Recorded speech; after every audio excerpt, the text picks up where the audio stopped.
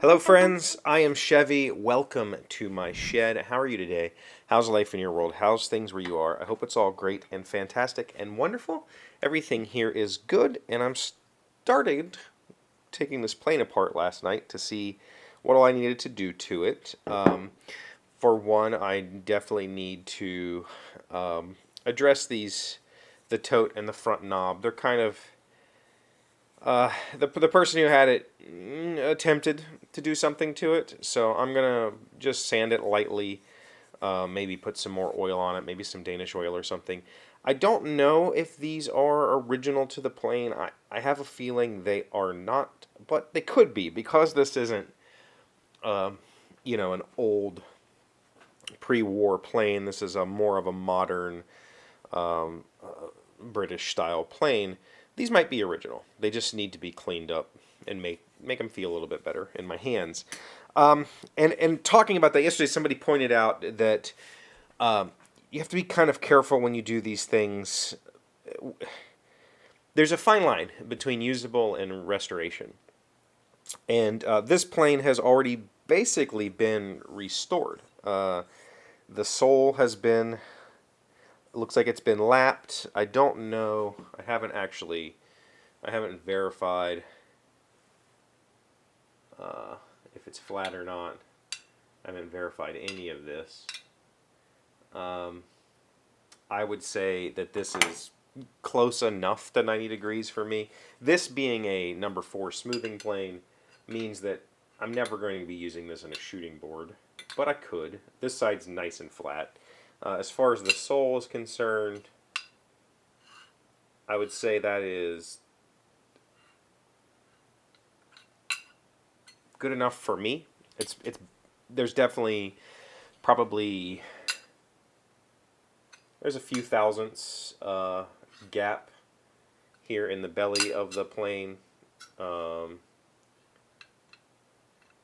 This mouth might need to be addressed. I might just drag this across some 220 real quick.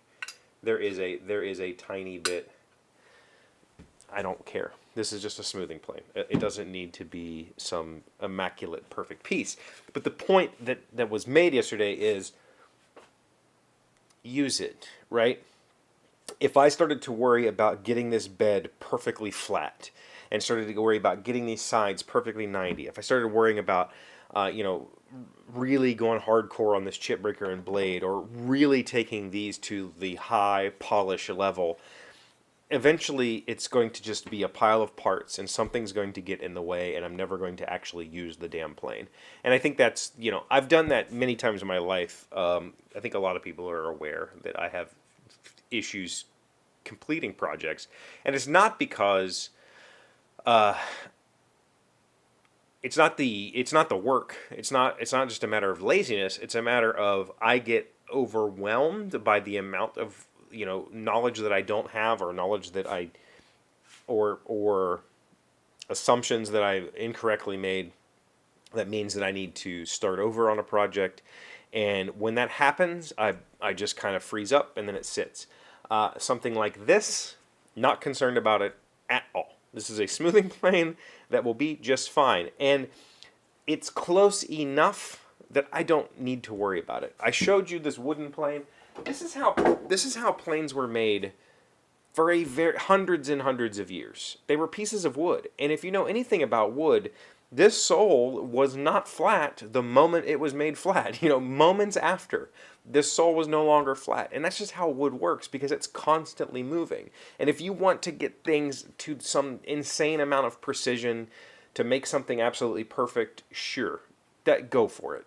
But especially when it comes to wood, you're going to fight it forever. You're going to flatten this sole on this plane, and 6 months later you'll have to reflatten it. And 6 months after that you'll have to reflatten it because it's going to twist, it's going to move, it's going to warp. It's never going to be perfect, and neither is this, because I'm never going to make it that way. I'm going to make it usable.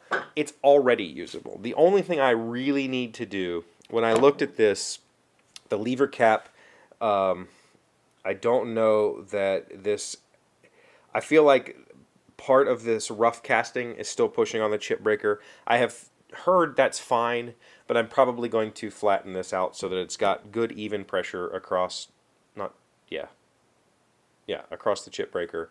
I need to flatten the chip breaker. I need to not necessarily grind this blade, but it does have some very small, very, very small nicks. So I will probably take this to like a coarse grit stone for, 20 minutes and then, put a nice bevel on it.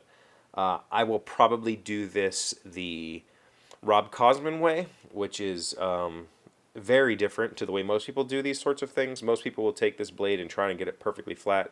I agree with Rob. There's no reason to do that since the only part of the blade that's actually touching the wood is that tip. You really only need to flatten an eighth inch of the blade or, a quarter inch or whatever. If you want to look it up, Rob Cosman has a good sharpening video where he talks about using the ruler trick, which is essentially you set you set a ruler on the edge of your stone so that really only it's at this really shallow, less than 1 degree angle. You're only worrying about polishing the tip of the blade, the part of the blade that's in contact. I don't care if the 2 inches from the tip is a perfectly flat surface. I don't need it to be mirror polished or anything like that. I just need the contact tip to be flat. I need a nice consistent bevel across the front. I need the chip breaker to be applying a consistent pressure. That's it. And so in this plane, I've got, maybe a couple of hours of cleanup.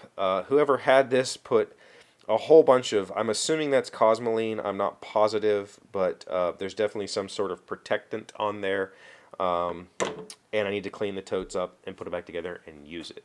But it's a good point to remember that, restoration projects can become overwhelming pretty quickly. I had a 72 Harley that when I bought it, it had all the things on it that I didn't want, like, fringe everywhere and light bars and on accessories, and I took all of that stuff off. I stripped off the sheet metal because I wanted it repainted.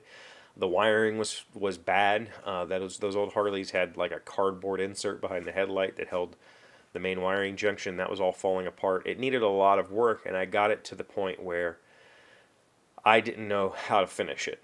And so it sat for a long time until I finally found somebody to buy it and take it off my hands. And, I definitely don't want that to happen to tools that I purchased for the purpose of using, right? And so, will this ever be perfect? Nope. Do I care? No.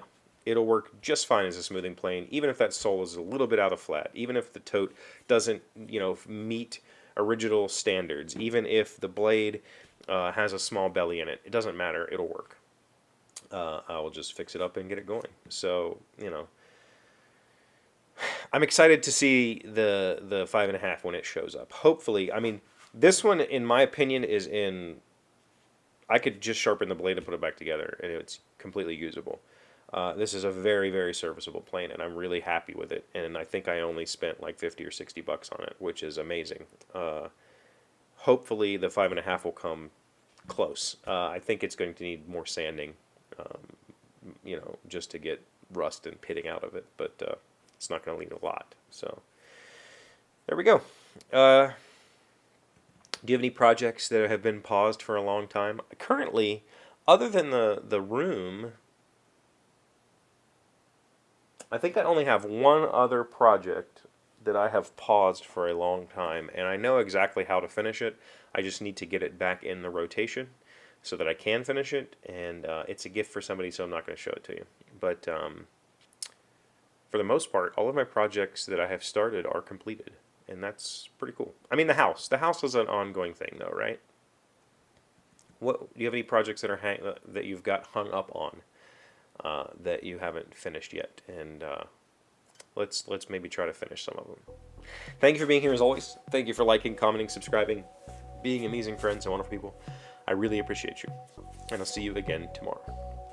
Today's word you should know to sound smart is jejune. It is an adjective meaning thoughts and actions that are not well thought out or fully formed, a poor performance or inferior work. Samantha snidely informed Blake that her jejune entertaining efforts might someday grow to maturity. Jejune. Jejune. That's a fun word. I've never heard of that one. Not well thought out or fully formed. I feel like most of this... most of my episodes are fairly jejune.